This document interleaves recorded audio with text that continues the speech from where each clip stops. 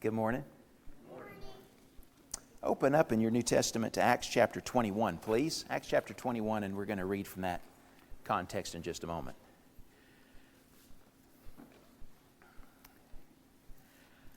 I want to talk to you this morning about what brotherly love looks like. And at the same time, I want to talk to you about what brotherly love doesn't look like. I'm going to tell a story, we're going to read together a story that really shows both of those. A story that's a picture of what brotherly love looks like and the best of brotherly love. And at the same time, it's going to be a story of what brotherly love doesn't look like.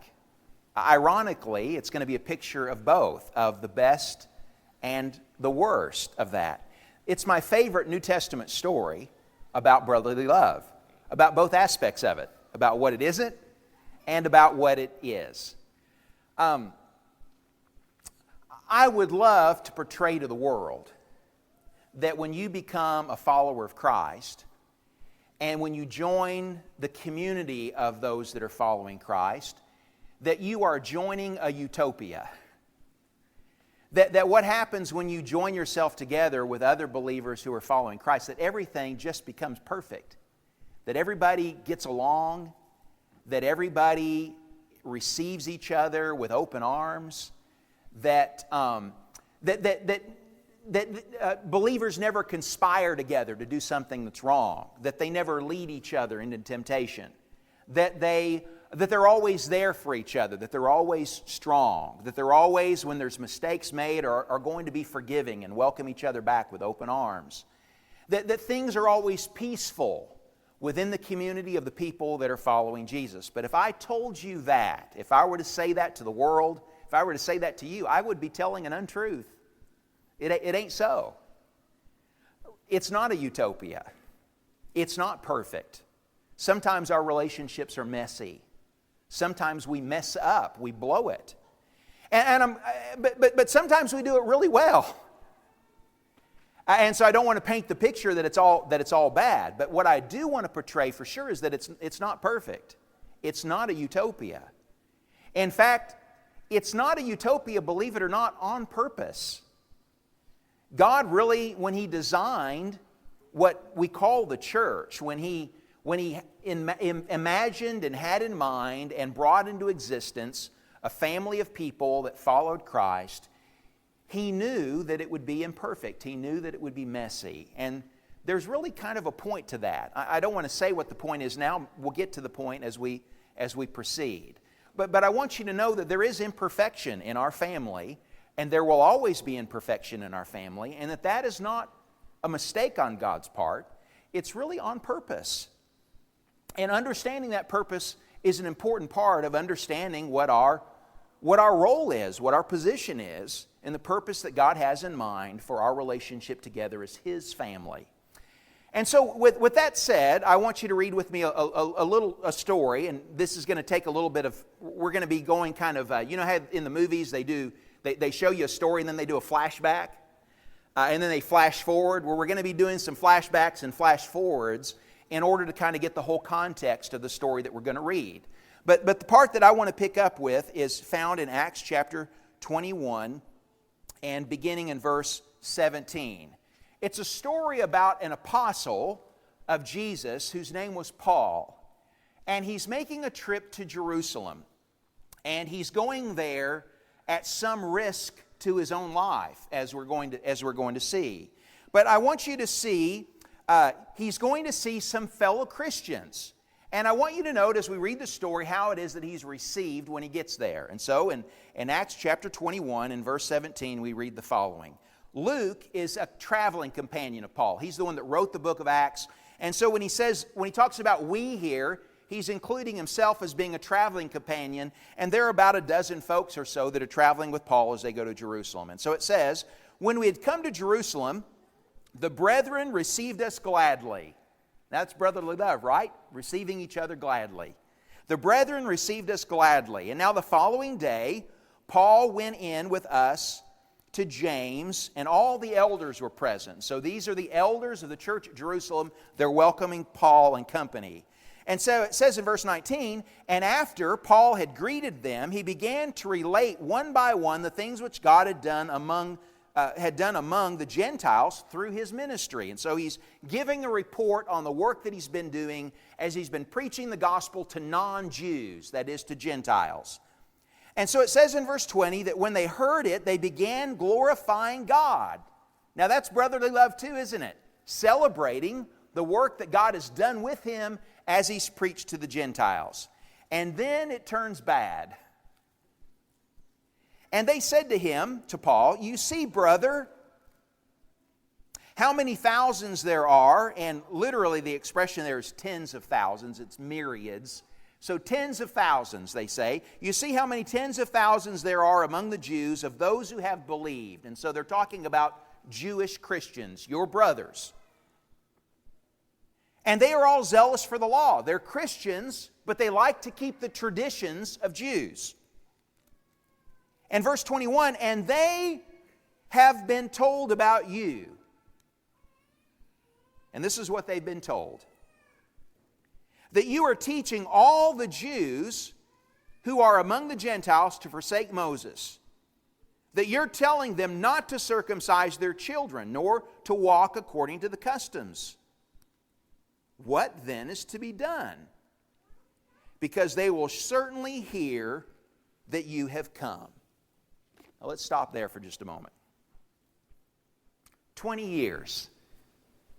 It's an important number here, 20 years. That's how long Paul has been an apostle, about 20 years now. 20 years he has been traveling around preaching to people.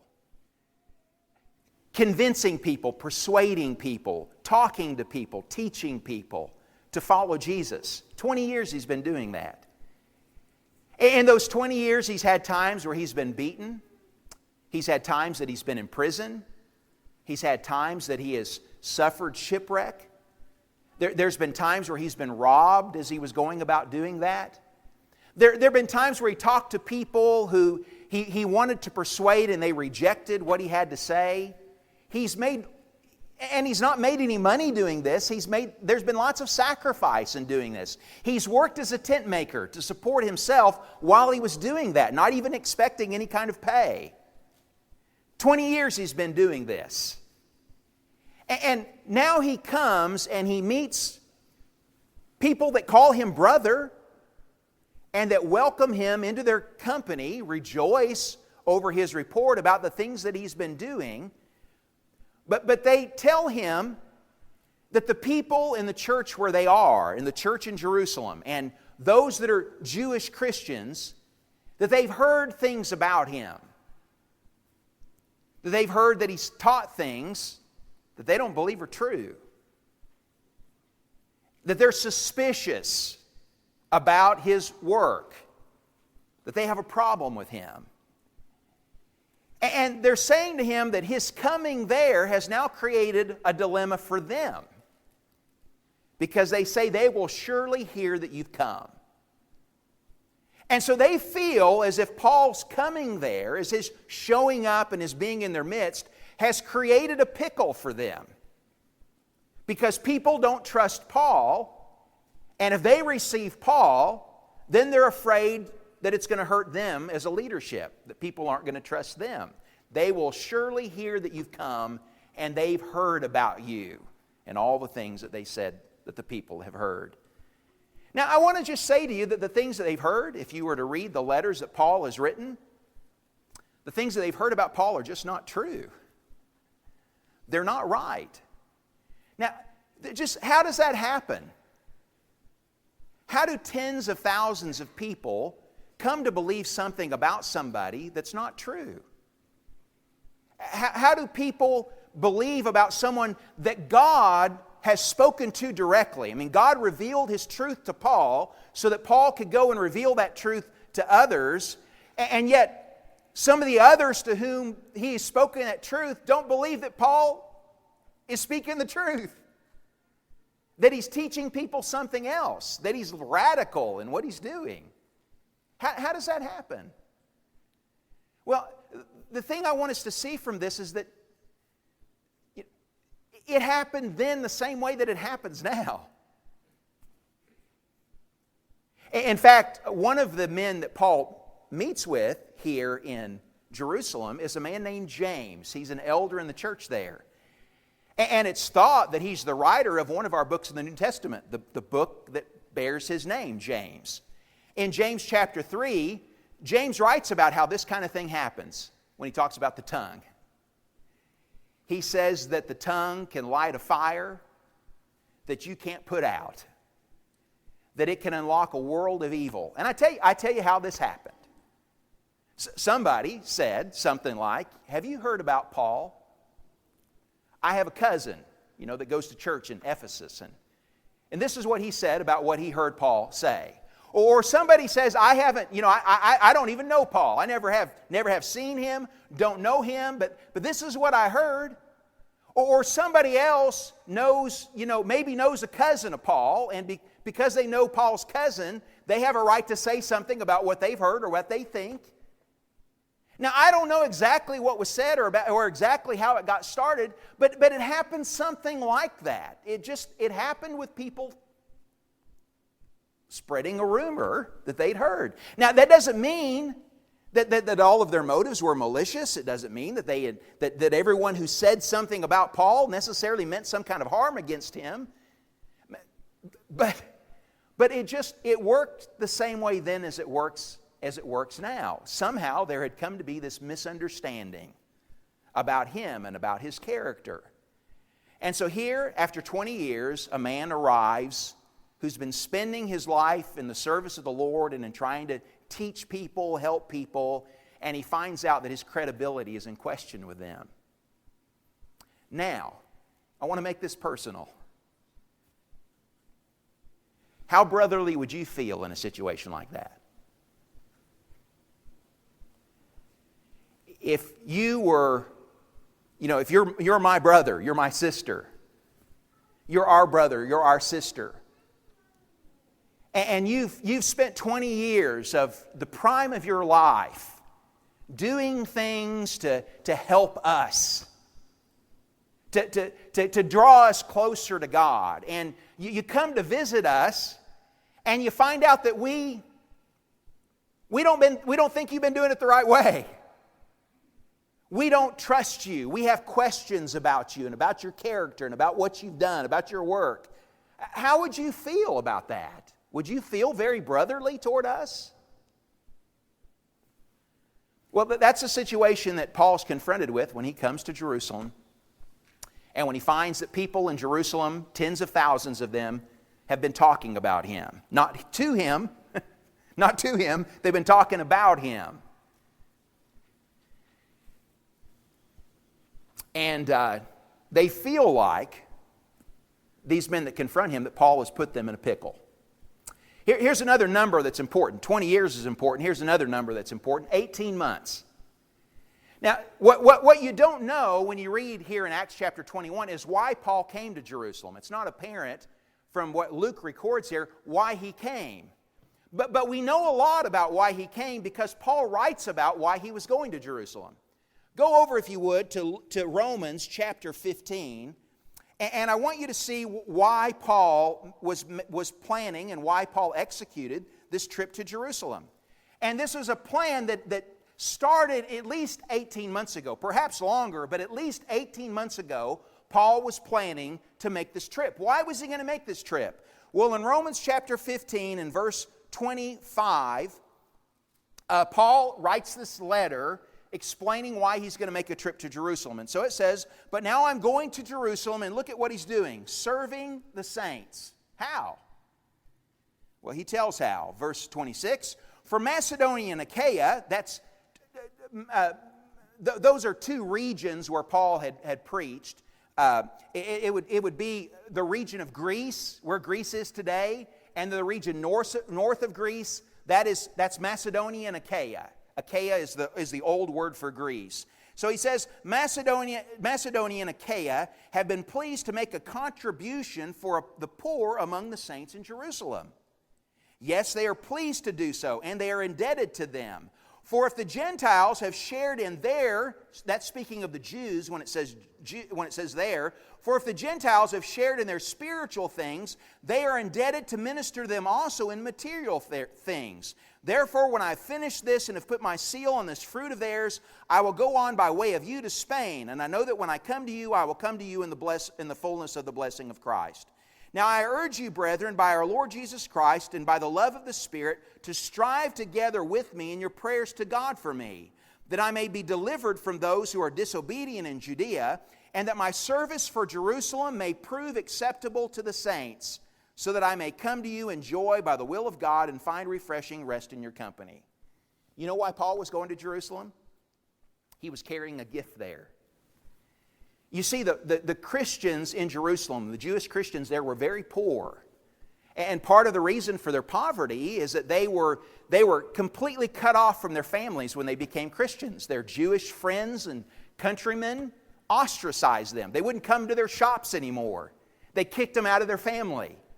They persecuted them, even tried to drive them out of the city. And so there are a lot of poor Christians that are living in Jerusalem. And Paul had this idea in mind that's been cooking in his mind for at least 18 months. What if I could get all the Gentile Christians of all the places that I've been preaching, what if we could put together some money to help our brothers in Jerusalem, to carry this gift there and help them out because they're poor, because they're in trouble. And there are Gentile Christians in other places who have the means to help. And so for 18 months, that's what he's been doing. So he's writing the Romans about this. He wrote 2 other letters that were specifically talking about this particular need, about how he was gathering together money because he wanted to go and help his brothers in Jerusalem. And the Gentiles gladly and freely gave to that effort.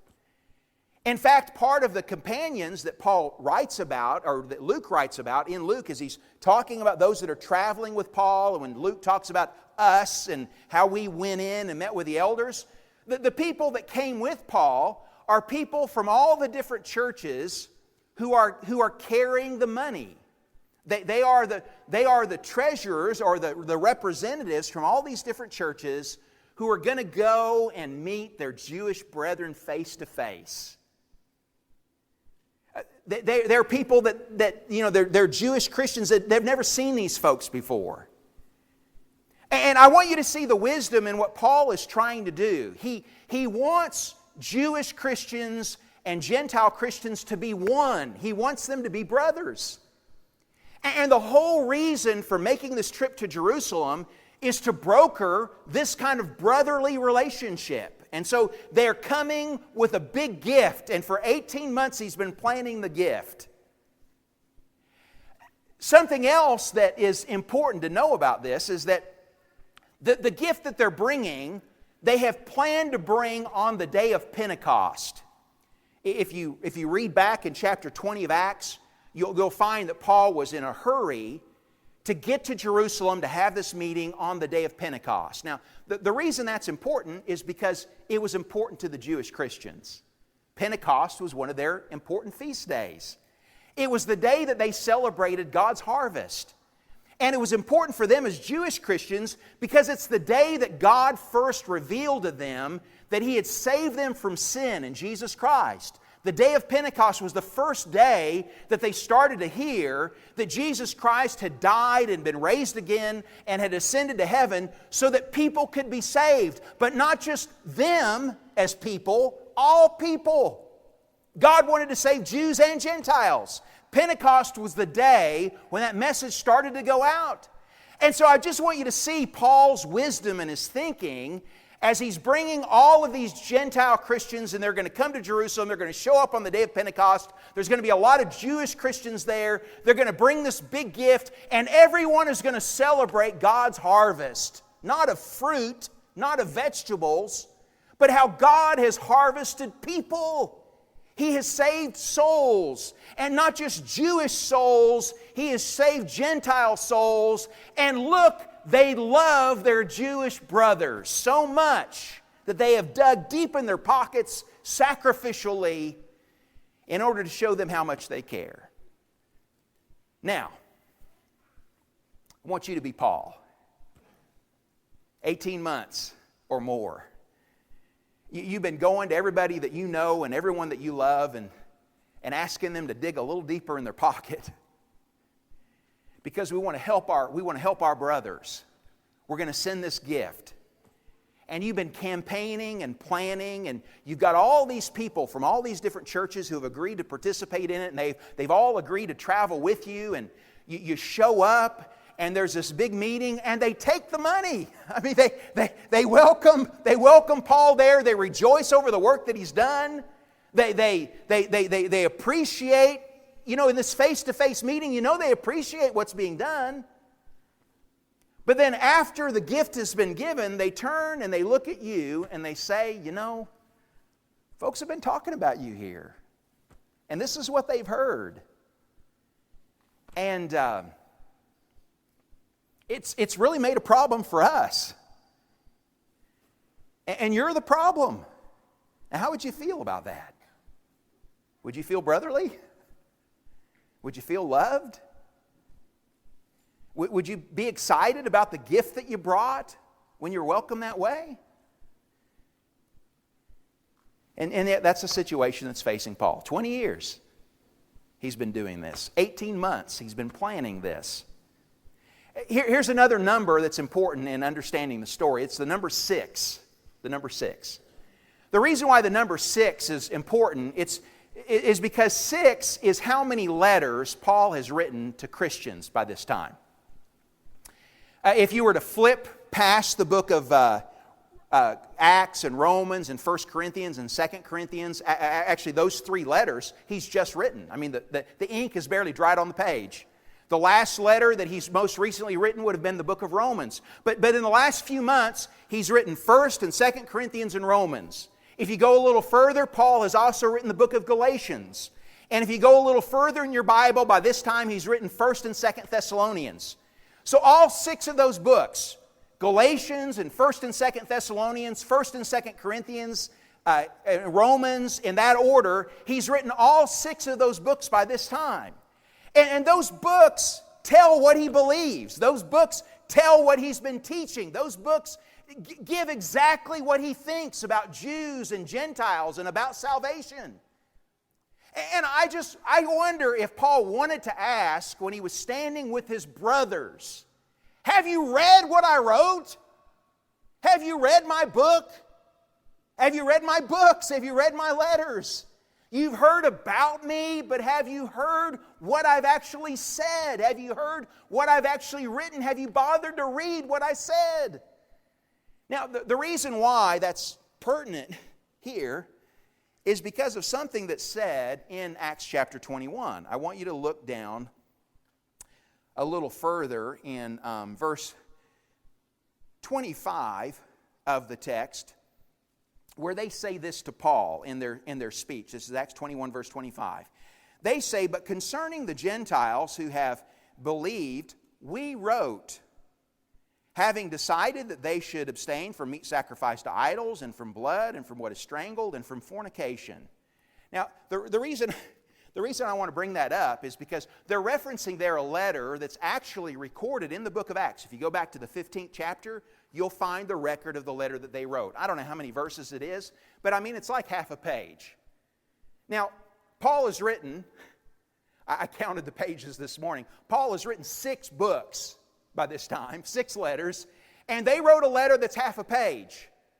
I mean, if we're going to just compare, I mean, who said how much? They wrote a half a page letter about Jews and Gentiles and about their relationship, and he's written 6 letters about this. In fact, most of what Paul would ever write, it's 2/3 of what he's written in our New Testament, and he's written half our New Testament. Paul is written by this time. 6 letters. Now, I want to put you in Paul's shoes again, you and me. If you hear that people have been talking about you, not talking to you, but talking about you, and they were not first-hand witnesses to what you said or to what you did or to what you wrote, They've not taken the time to read what you wrote, to come and talk to you and hear what you say. And yet they've talked about you. How would you feel? Would you still come with a gift? Would you still love them brotherly? Could you still feel good about what you'd done and about what you were doing for them? I mean, that's the situation that he faces here. 6 letters he's written. And they're all about the half-page letter they wrote. Something more here besides these 20 years and 18 months and 6 letters. The last 50 days, Paul has been told what's going to happen when he gets to Jerusalem. It's not like he came here with blinders on and didn't know that there might be problems. We read a moment ago that when he wrote his letter to the Romans, he asked them to pray for 2 things. He said, I want you to pray that my gift, my service for the saints will be well received, and that I'll be delivered from those who are my enemies in Jerusalem. When he talks about his enemies, he's not talking about his brethren. He's not talking about folks in the church there. He's talking about Jewish people who are not in the church who hate him, because they do hate him. Paul is coming to Jerusalem on the Feast of Pentecost. He could not pick a worse place to come to, where he would be in less danger than the place that he's chosen to come to. More of his enemies are going to be in one place at one time, right now, this season when he shows up there, than any other time. And so he's picked the worst of times to come there. He knows that it's the worst of times, and yet he's coming anyway. And for 50 days he's been told that when he gets there, there's going to be trouble. And so Acts chapter 20 tells us the story that he stopped in a town called Miletus, and he got together with some elders there from the church at Ephesus, and he said, everywhere I stop, the Spirit is telling me that bonds and afflictions await me when I get to Jerusalem. And he said, and I know that I'm never going to see your face again. And so they all cried. They cried and they prayed before he got on the boat, but he got on the boat and he kept going. And then right before he comes to Jerusalem, in Acts the 21st chapter, he stops in a town called Caesarea, and a guy named Agabus, who was a prophet, came and he came into the house of Philip where Paul was staying, and he pulled his belt off. And he took the belt and he tied up his hands, and he says, this is what's going to happen. The man that this belt belongs to is going to be bound, and he's going to be turned over to his enemies when he gets to Jerusalem. So it's not like he didn't know what was going to happen. Now, it hadn't happened yet. But he came anyway. Now, you're Paul again, okay? You know that you're making a trip and that you're bringing a gift at great personal risk. And so you run the risk and you bring the gift and you do it gladly.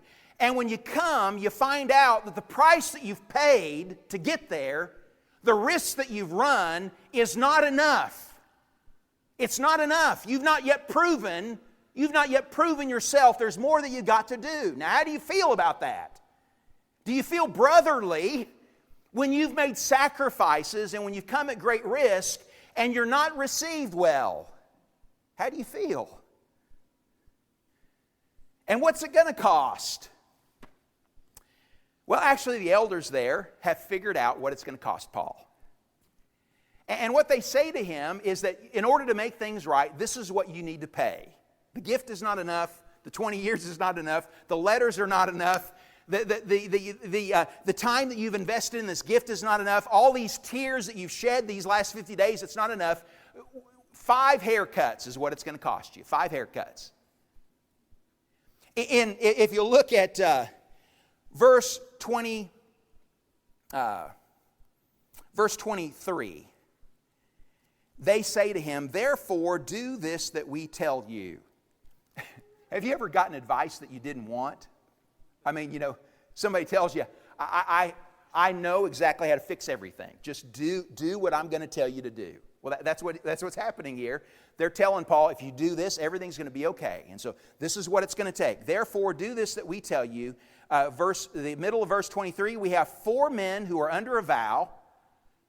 That's a Jewish vow. If you go back to Numbers chapter 6, you read about what you do when you have a Jewish vow. They've got a vow. They say, therefore, do this that we tell you. We have 4 men who are under a vow. Take them and purify yourself along with them. That's where the 5 comes in. There's 4 men plus Paul. And pay their expenses in order that they may shave their heads. And all will know that there is nothing to the things about which they've been told about you, but that you yourself also walk orderly, keeping the law. So what they're asking Paul to do is something that's very Jewish, taking a Jewish vow that's detailed in Numbers chapter 6. And what they want him to do is just to pay the expenses for himself and for 4 others to go and shave their heads and to go do this in the temple, present themselves there. And by doing something Jewish, their plan is that Jewish Christians will see that and they'll know that there's no truth to the things that they've been told. Now, who's the wrongdoer here? Is Paul the wrongdoer? Has he done something wrong that he needs to fix it? I mean, he hasn't done anything wrong. He's the one that's been offended. And yet, he's the one that's being asked to fix what others have done to him. And so that's the request that's being made. You pay for 5 haircuts and this will all be done. This will all be good. So we're not told what Paul says in response. In fact, it appears he says nothing at all. Look at what it says in verse 26. Without a word, it says, Paul took the men and the next day, purified himself along with them, went into the temple, giving notice of the completion of the days of purification until the sacrifice was offered for each one of them. There were several sacrifices that needed to be offered, lengthy ones, in fact, in order to get all this done. So the next day, he starts executing the plan. Day 7, Paul was in the temple, presumably with these men for whom he was, whose haircuts he was paying for. And his enemies saw him there. Remember, I told you, it was a scary time for Paul to be in Jerusalem. But his brethren asked him to go and make a public appearance in the temple. That's what would be required to fulfill the vow. So he went and appeared in the temple. And while he was there, his enemies saw him. And they came and they grabbed hold of him and they started beating him right in the middle of the temple. In fact, if you go on and read the story, they would have killed him right there, except that the Roman guard intervened. And they only stopped beating him when the Roman soldiers showed up. Paul asked if he could be allowed to say something to the people as the soldiers were putting him in handcuffs, assuming that he was the one that had caused the riot. And so they let him stand on the steps and to make a speech to the people. And the people got angry when he was speaking, and they started throwing dust in the air. And if it hadn't been for the Roman soldiers, they would have ripped him to pieces right there. The soldiers had to carry him off to protect him from the people. There was a hearing the next day when he appeared before the council in order to stand trial for whatever crimes that was suggested he had done when he went into the temple. And they had to bring him out of the council because the people got so aroused that they wanted to kill him there. Over the next 4 years, Paul would spend 2 years in prison in Caesarea. He would spend another 2 years in prison in Rome. He would suffer shipwreck on his way to Rome. Multiple times there were plots against his life. He was snake bit one time. Larry made reference to all this a few weeks ago when he talked about prayer. Now, why did all this happen to him? When it was all said and done, why did Paul go through all that? Because of his brothers. Because of his brothers. It was his brother's idea that he go to the temple. His brother's idea that he appear there. It was his brothers that didn't trust him that let all that happen. So how would you feel about your brothers when all of that was done? Well, There's no question about how Paul felt about his brothers because he wrote 4 books while he was in jail that told how he felt about brothers. One of those books we're studying this very quarter in the book of Ephesians. Paul writes this in Ephesians chapter 4 and verse 1. Listen to the words, knowing the story. I, therefore, the prisoner of the Lord, entreat you to walk in a manner worthy of the calling with which you've been called. What does walking worthy of your calling look like? With all humility and gentleness, with patience, showing forbearance to one another in love, being diligent to preserve the unity of the Spirit in the bond of peace.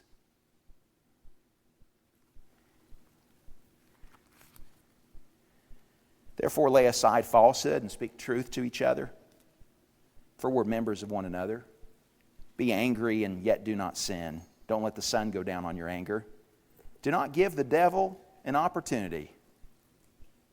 Be kind to one another, tender-hearted, forgiving each other, just as God in Christ also has forgiven you.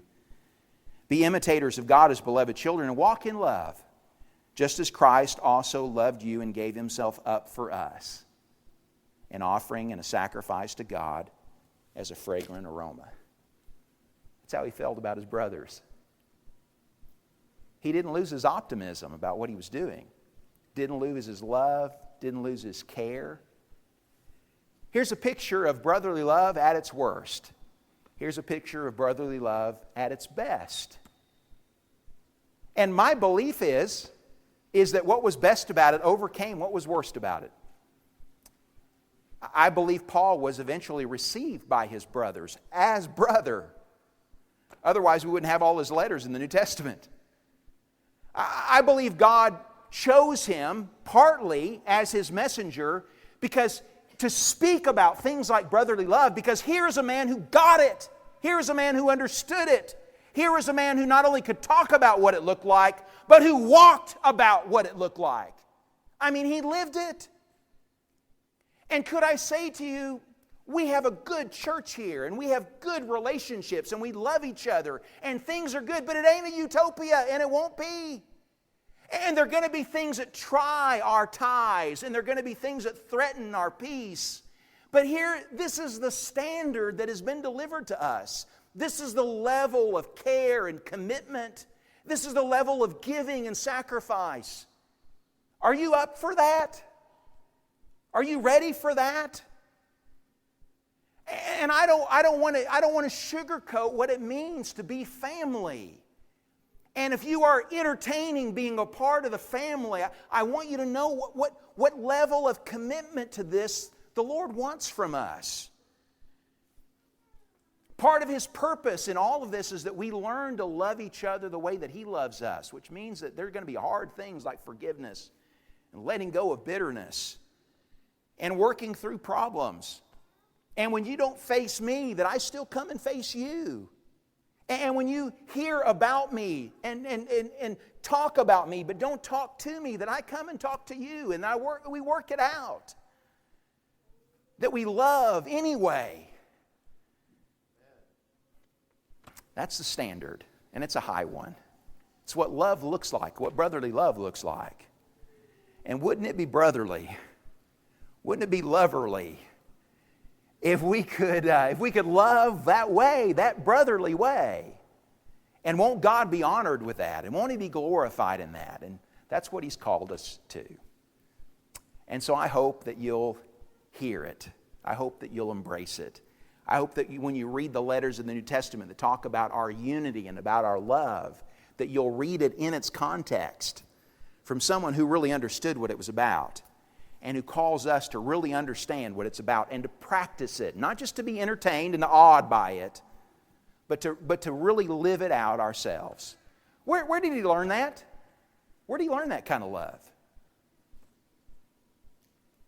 He learned that kind of love because he'd been shown that kind of love by God Himself.